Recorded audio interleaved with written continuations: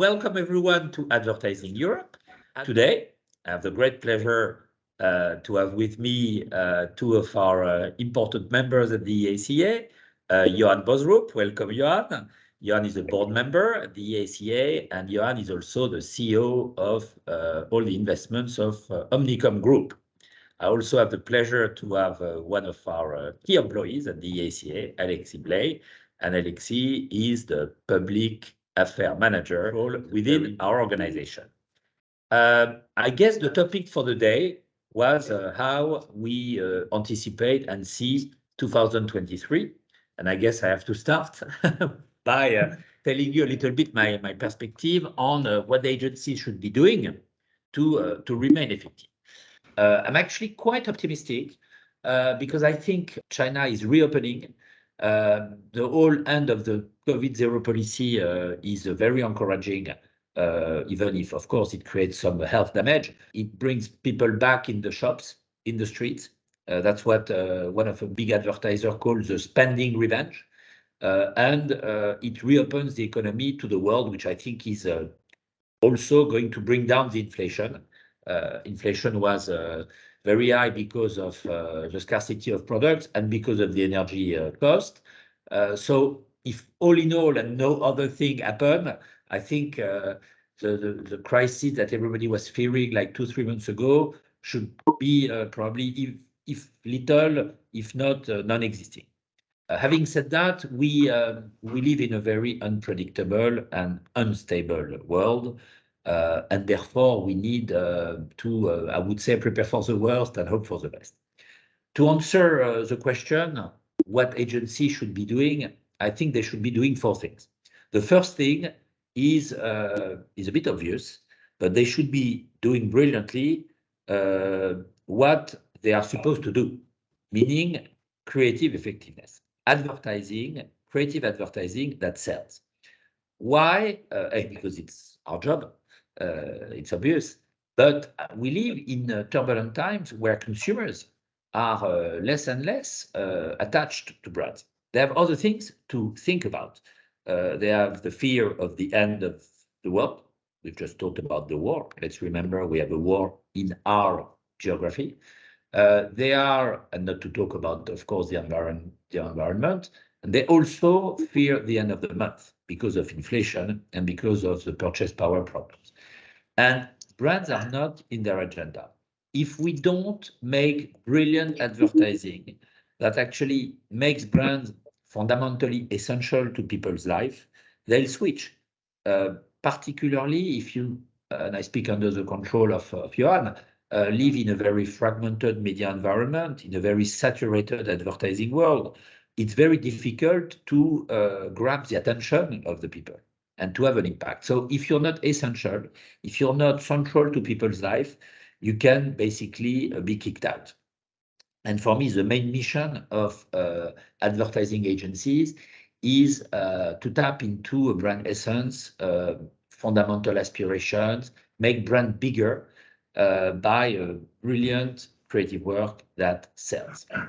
The second thing I think agency should be doing is being extremely attentive to all the emerging trends, emerging disruption, emerging changes that are taking place.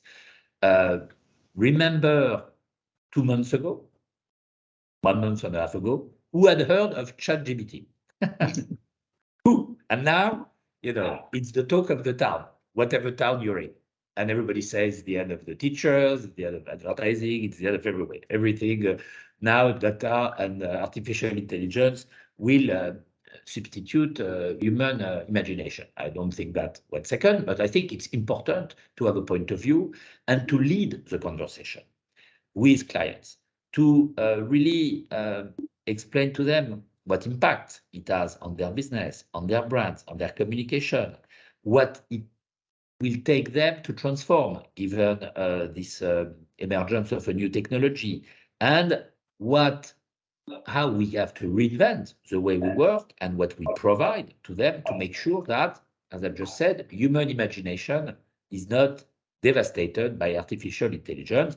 I think the contrary, because I think imagination is about creation, intelligence is about reproduction, And I think we are not at all should be fearing that. But of course, it will be requiring some adaptation. The third thing advertising agencies and our industry should be doing, I think, is remaining extremely agile in their organization.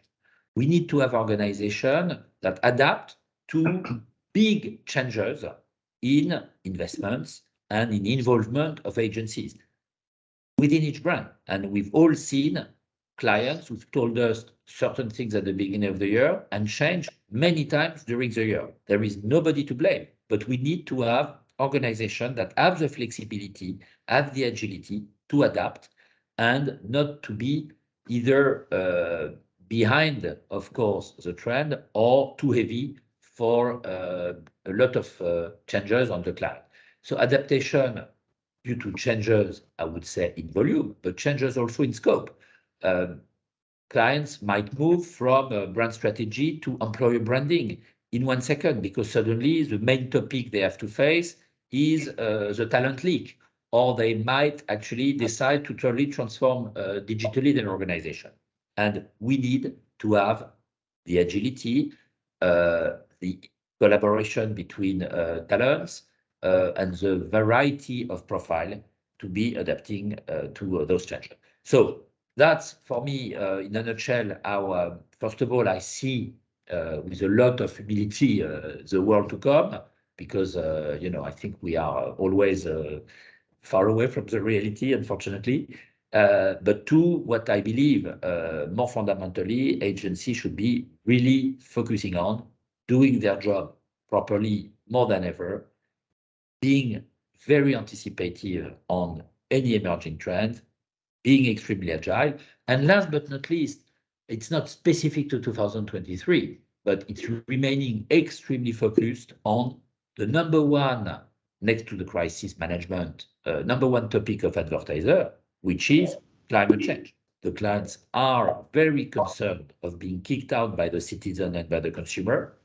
Very few, except the usual suspects, know how to tackle it, and they need agencies, consultants, to help them navigate through a major change in the way consumer and citizen approach brands, approach business, approach consumption, approach the world. I turned over to Johan to hear your views as the master of investment of one of the big and largest communication group. I'm sure, Johan, you have a view of how it could look like. It could look like.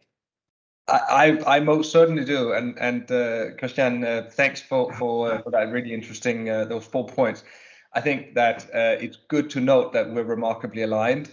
Some of the same general themes in media and in the general economy reflect exactly what you've just said. And also, I share your optimism. Things are looking a lot better, and the media agencies in general are showing growth. We're seeing growth on the horizon. We're seeing growth, albeit not as much as, of course, we'd like, and as much as you would see in a huge upswing, but more than we would have expected even just 6 months ago, because things have stabilized a little. Our forecasts seem more robust now, and some agency groups. So yeah, of course, I represent Omnicom, but I also represent the Media Agencies Council on the EACA, and so if we look across the industry with my colleagues, with the other agency groups, and most of them put their forecast out in the public domain, and they're also relatively positive. So we're all forecasting a global uptick in advertising for around maybe 5% in 2023. Which is a lot better than what the general economy and the forecast just 6 months ago could have indicated. And I think it's interesting that all the big agency groups are largely in line with their predictions around that 5% mark. So I am a lot less worried than 6 months ago, and there are several reasons for that. And the world in general is in a better place, obviously, but particularly the US and the economy in the US is in a better place. That impacts Europe a lot. And Christian, to your point, China has opened up. So there are these global movements that are really pushing the general economy towards a better place and a more stable place. We've also seen energy prices. They've come back down significantly, a little bit up in most recent, but there'll be swings. But at least for the most part, we've seen them come back down from the exorbitant levels that they had. And the world also had more energy reserves left than feared, particularly in Europe because of a mild winter, at least so far. So all of these things impact advertisers' supply chain, their ability to produce goods, and therefore both their free capital to invest into advertising, but also the need to advertise, because the world is turning from not being so supply-led to being more demand-led, which is exactly what we need at this point. Continental Europe seems to be better. The supply chains are coming back up, the production is coming back up, so advertisers basically have a little bit more appetite to spend, but also consumer spending, and I think it's important to note, which is the foundation of the advertising trend, is still positive. It's taken a significant hit, there's no doubt about that, but generally you can argue that the part of the economy that supports advertising is in a slightly better place than we thought it would be. So the absolutes may still be a little dire, but relatively speaking, it's so much better than what we thought. And that gives us reason to believe that we're probably potentially we're at the bottom. Maybe we've seen the worst of it even. You said maybe there won't even be this big crisis that we've seen. Maybe there won't be, maybe there won't be in some markets, in some parts of the world, maybe continental Europe will not even see a recession. But that remains to be seen. But one of the main reasons whether we have a financial or a general economic recession or not is less relevant for advertising than it's ever been before, which is an interesting development, because we've actually seen a decoupling of GDP and ad spend since COVID. Back in the day, people may remember that ad spend was always like this indicator of how the GDP would move, and any swings in GDP, both up and down, would be greatly exaggerated by the equivalent swings in the ad spend. But that doesn't seem to be the case anymore. Ad spend is just not as dependent on GDP and vice versa, and that's it's good and bad in the long term, and which direction it predominantly takes in the long term, we'll just have to wait and see. But there's no doubt that right now, right this moment, moving through a crisis like we have now, it creates much needed stability. So I think that there are a lot of individual things, both within the media and the advertising industry, but also in the general economy, that really says that there is reason to be positive. I will say that in spite of this decoupling from the GDP, we do think that ad spend will be higher in the second half of this year. So as much as whether you want to call it a crisis, whether we even think it's going to be technically a recession or not, we do think that there will continue to be a little bit slower growth in Q1 and potentially in Q2. But we think that Q3 and 4 will be really, really good. And again, there's general consensus between the agencies and the industry that is the trend they're seeing. And some even start talking about a boom towards the the second half and the end of the year. Of course, that highly depends on inflation and employment and other factors. But you asked about the main challenges that we see. So just I don't have as succinct like 4 elements like you did, but the volatility and the unpredictability, the lack of our ability to predict is still the main challenge for agencies and advertisers, etc. Agencies help advertisers plan for the long term, and right now everything seems to be short term. It's very, very difficult to be strategic. And if everyone is just acting with like a short term mindset, then it becomes completely impossible to predict the marketplace. And agencies then can't plan for the long term, certainly, but not even like the midterm. And while we're still seeing disruptions that come and go in supply chains and other parts of our advertisers, our clients' business, and those disruptions in turn create these disruptions for advertising investment, for the cycles for brands, and that breaks the predictability of where we're going, and that means more volatility and then again, more short-term actors. So I think that the more short-termness of the industry is here to stay, and that creates some significant issues for the industry to figure out where we're going to plan for the longer term.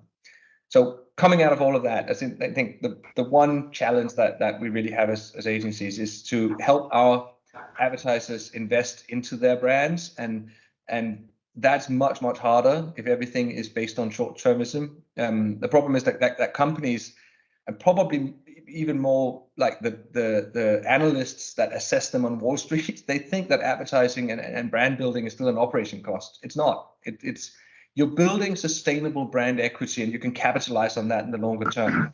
And if you stop doing that, then brands will be in long-term trouble instead of just like sitting out the issues that we're having right now. And I know that it's obviously predictable that an agency guy will advise brands to spend more, but we can see the brands that in the past, brands that spent through a crisis have come out much stronger, much stronger in the long term. So, lots to do and lots to deal with, but I think overall it's a positive outlook, and I think we can work through these challenges.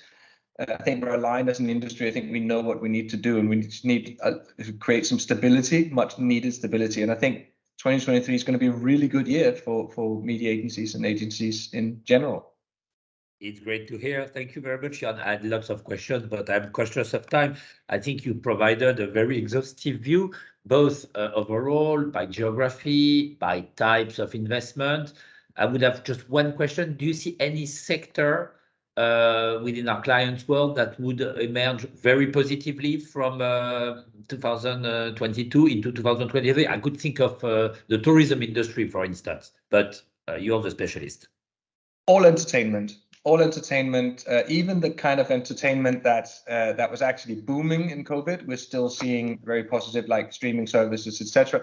So all entertainment across a very broad field, from like the outskirts of entertainment, as you say, indeed, travel, and even in-home entertainment, we're still seeing that boom. So Alexis, on the political side, 2023 will be rather busy from an EU policy-making standpoint.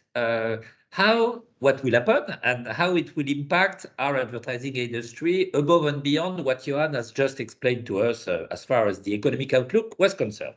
So indeed, 2022 has been active from a policy perspective on many different levels, and the year of 2023. I want to focus today on two main areas, which I believe are most relevant for agencies for the upcoming year. And the first topic there is the topic of sustainability. You've mentioned the topic of sustainability earlier too, and we see quite important evolutions here also in terms of upcoming policies. The challenges, I think, can be summarized into two different aspects. The first one is really the necessity for increased compliance with sustainability standards from an agency perspective.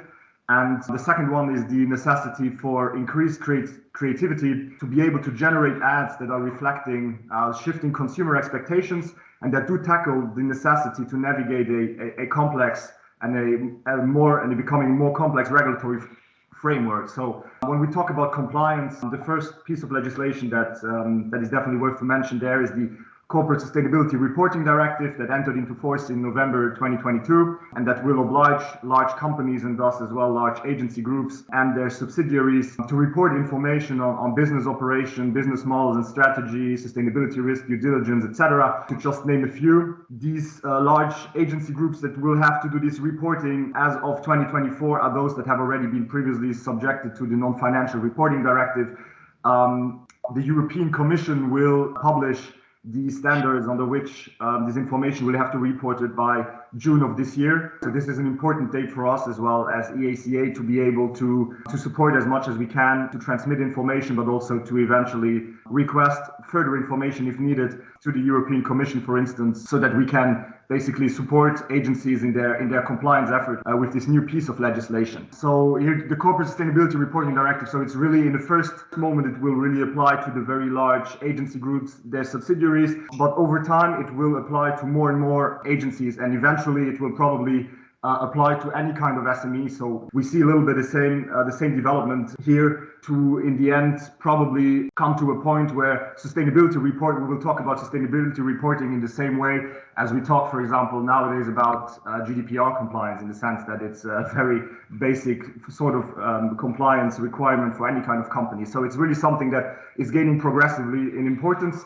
Let's also, let me just quickly mention that also from an industry point of view, we've already tried to take a step ahead as well of regulation by launching the Net Zero program. So the Net Zero program is a 5-step action plan to measure the footprint of activities along the entire value chain of agencies and advertisers. It's an initiative that has been launched in the UK by the EAA, ISBA, the IPA, and that EACA is as well a founding member of. And here as well, our objective for the upcoming year is really to develop the tools and support the agencies throughout Europe, and so also beyond really the large agency groups, but really to be able to have the entire ecosystem, to support the entire agency ecosystem in developing those sustainability standards that in the end they will be required to comply with at a later stage in any case.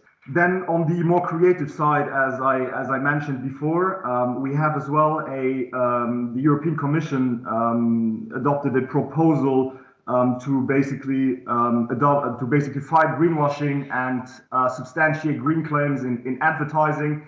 So the intent here of the legislator is to enable consumers to make conscious choices without being misled by environmental claims. Environmental claims in advertising messages will have to be justified in the future. So it will not be enough anymore to just say that a product is green or biodegradable, for instance, but it would be necessary then to say that a product is biodegradable by home composition in 30 days, for instance. So marketing claims will have to be justified. Here, an important challenge as well from a creative aspect is that any visual or graphic representation is also considered to be an environmental claim. So here we're still in an open exchange as well with the regulators and most importantly the European Commission. So this is really, I think, from a sustainability standpoint, these are two of the main challenges that we face. So both the increased creativity to navigate a complex regulatory framework, as well as the increased necessity to comply with upcoming compliance standards when talking about sustainability.